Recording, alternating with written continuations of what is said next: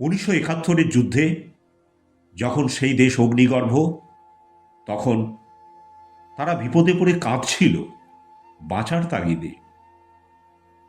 আমাদের শান্ত সুসভ্য দেশ সাহায্যের হাত দিয়েছিল বাড়িয়ে। সীমান্ত এলাকায় প্রায় 9 মাস স্কুল কলেজ বন্ধ রেখে তৈরি করা হয়েছিল শরণার্থী শিবির। ছাত্রছাত্রীদের পড়াশোনা সবই হয়ে গিয়েছিল স্তব্ধ।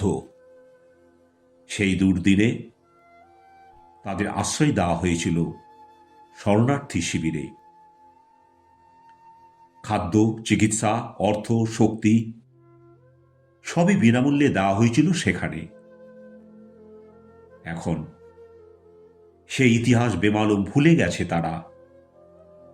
উপড়ে তুলে ফেলতে চাইছে সেই সব পুরনো স্মৃতি, ডেকে আনতে চাইছে নিজের দেশের অবনতি।